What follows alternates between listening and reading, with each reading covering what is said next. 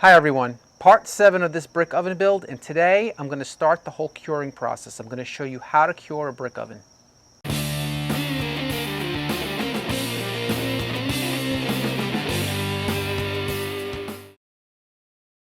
If you're going to build a brick oven, it needs to be cured. You need to draw out all of that moisture that was in the mortar, in the brick, and if you don't do that properly, firing an oven up to 1,000 degrees or even more than that will result in damage to the oven. It will crack significantly. Now, you should expect in this curing process that your oven will crack. You'll find hairline cracks in different places, and that's normal. That's to be expected. What you don't want are huge cracks or even parts of the oven that just fall apart.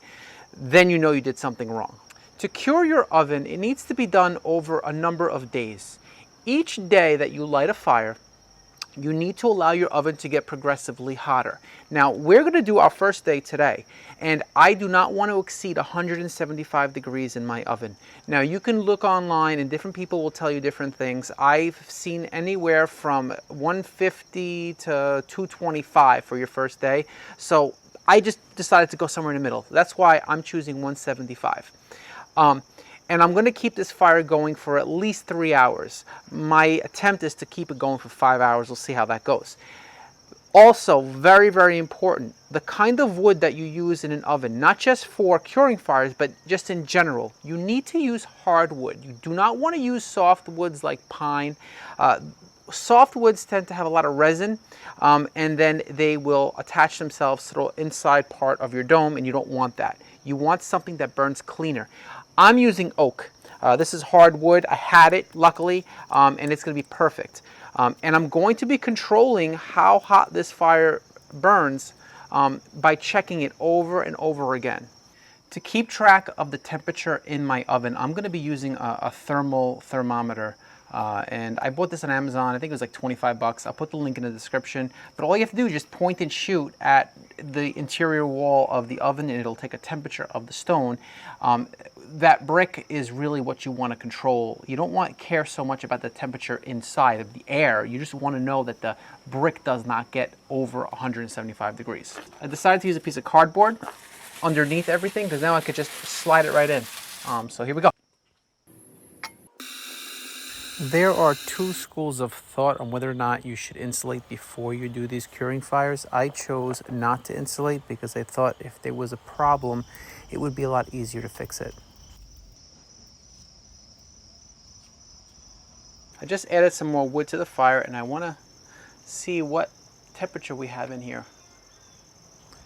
Take temperatures in multiple locations of the dome and just try to average them out.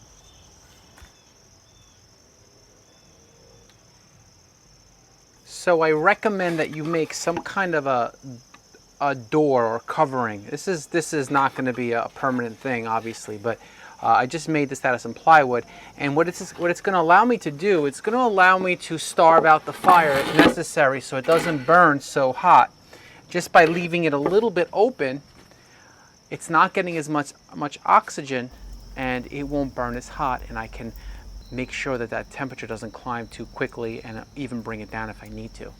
I inspected the dome today after it cooled off, and I noticed that there were no cracks yet. And I wasn't expecting any there because it didn't get that hot. I think when we start making bigger fires, you're going to notice more expansion, and then you'll notice those hairline cracks. So this is day 2 of the curing process. Yesterday I ran this fire for 6 hours, and the temperature range that I was able to maintain it was between 175 and 200, which is good. Today's goal is to keep a temperature range of 200 to 250. Each day we're going to go progressively hotter, so we're going to try to keep this running for about 6 hours also. The longer the better. So this is day 3. I checked out the oven dome after everything cooled, and still not even a single hairline crack, so that's got to be a good thing. And now we're on the 3rd fire. This fire, I want to keep the oven temperature at a consistent 350 degree range or so, somewhere around there, as close to that as possible. Today is the 4th curing fire, and the temperature we want to keep it at is between 400 and 450 Fahrenheit. This is the 5th and final fire, and I want to get this oven up to between 500 and 550 degrees Fahrenheit. So now we've finished 5 curing fires, and this oven is technically cured. I inspected the dome, and it looks perfect. There are no expansion cracks yet. Those will happen for sure. As you're using the oven and it heats up and it cools and it heats up and it cools, you will get those little cracks, and that's fine. I'm not going to see them because I'm going to be covering this up with insulation pretty soon.